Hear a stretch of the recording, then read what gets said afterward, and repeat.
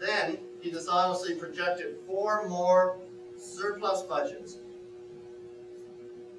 Well, by January, he deliberately lowballed the math to hide the growing disaster, and by April, his finance minister claimed that his false estimates were still on track. This is just April. Well, let's look at the reality. Let's look at the deficit. The parliamentary budget officer, he's the person hired by Parliament to check government's numbers, confirms that the Conservatives have driven the nation into a structural deficit, meaning that it's a deficit we can't get out of with just economic growth. He has forecasted a cumulative deficit of over $155 billion over the next 5 years, including a $16.7 billion deficit for 2013 and 2014.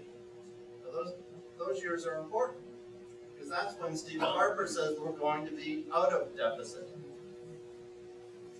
As recently as a month ago, Jim Flaherty was saying that he would be in surplus in 5 years, even when he revised up his deficit number for this year to $50 billion from $34 billion.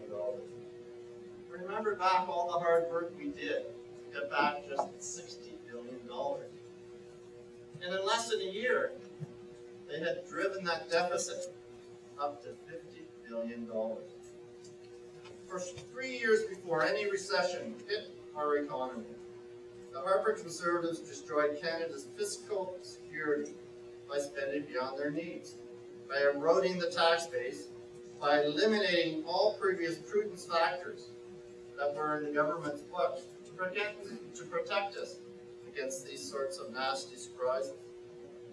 They squandered a $16 billion surplus, handicapping our ability to deal with the current economic crisis. So their deficit now is about 1/3 bigger than what it would have otherwise needed to be. Now you would think that we in Holland and Norfolk must have benefited from some of this. Did we? No. And now the Conservatives are having a proposed fire sale of Canadian assets in an attempt to lower this deficit. All Crown assets, from CBC, Canada Post, to Via Rail, to the CN Tower, are being considered for sale by the Harper government.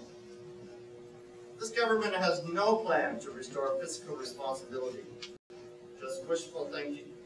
The net result will be a big debt passed along to our children and our children's children. That will be the legacy of the Harper government.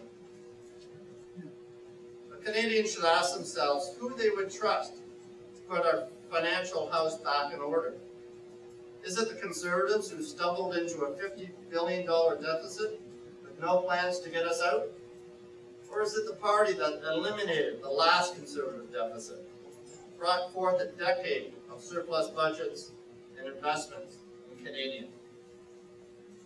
Now, adding insult to injury is the fact that their stimulus plan is still not working, and their infrastructure program is paralyzed.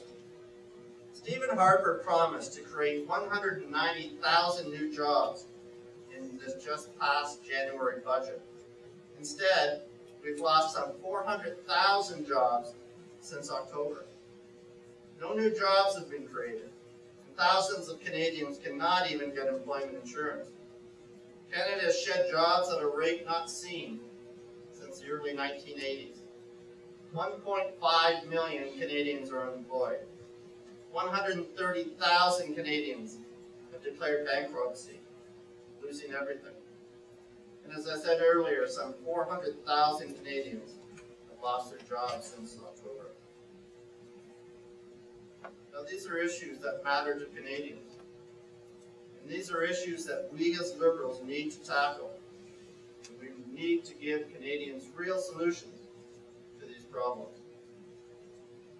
And you know, when we talk about EI, the current rules leave 60% of unemployed Canadians, 60% without access to EI. In a crisis that's affecting the whole country, the entire economy, hundreds of thousands of Canadians are being left out in the cold because of just where they live in this country. and that's not right. And despite Harper's and Finley's attempts to suggest that individuals helped by our suggested changes to EI would be freeloading on the system, the fact is we are seeking to help the most vulnerable in our society during a time of economic crisis. That's what we do as liberals. That's who looks after Canadians. All throughout our history, great Liberal Prime Ministers have looked after Canadians in their time of need. Now, the Conservatives think that it's acceptable for those people who have had trouble finding work over the last year or so to be left out of the system. Well, we don't. And these are issues that hit here. They hit home here in Malden and Norfolk. As Courtney said, did you know that in our area has the second highest unemployment rate in Ontario? Dan wrote an article in the Reformer there about a few weeks ago, and I'm sure you could update it now. So we're 3 points above the national average, if not 4 now, in terms of unemployment. And now look what's happening at Stelco. What does the head of their union say, Bill Ferguson? He's quoted in the Simcoe Reformer as saying, we can't even get a call back from Diane Finley. Well, he got more than that when Michael Ignatieff came to the Greens at Renton. I set him up with a 30-minute private meeting with myself and the leader, and we talked about the issues of Stelco and U.S. Steel, and the things the leader could be doing to help.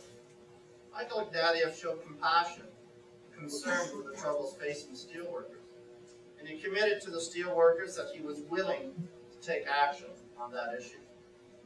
In Caledonia beforehand, with Ken Hewitt, we met with a number of people directly affected by the standoff at Douglas Creek Estates. When I say standoff, I mean basically the lack of action by the federal government and our local member of parliament with regards to land claims. People at the meeting, and Ken, I'm sure you will agree, were highly impressed with Michael's approach to the issue and his commitment to bring this issue to government's attention and to a close when he becomes Prime Minister after the next election. I promise you this, as my past record shows, that I will always make time to listen to the problems and concerns of my constituents. And I will take action. I will not hide from the tough problems or refuse to go to meetings with constituents like the present member has had with the Tobacco Board. Good to see the former chair and vice chair of the Tobacco Board here tonight. The issue in Caledonia is not one just to be left to either the federal or provincial negotiator, or for an Aboriginal Affairs Minister, or a Justice Minister to deal with.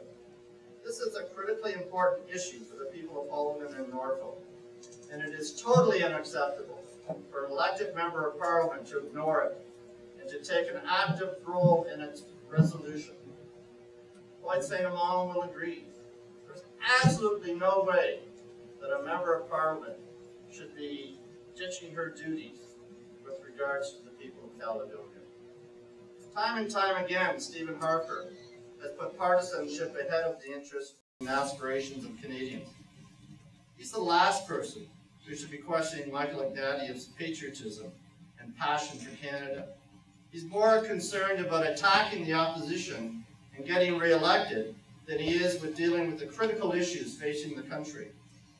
What an embarrassment he was at the G8 when he brought domestic disagreements to the international stage with his unsubstantiated criticism of Michael Ignatieff. True leadership unites Canadians.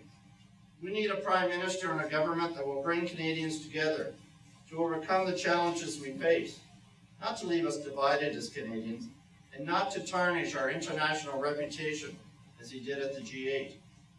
And I'm not talking about his washroom breaks either. That was the G20. Well, maybe also the G8.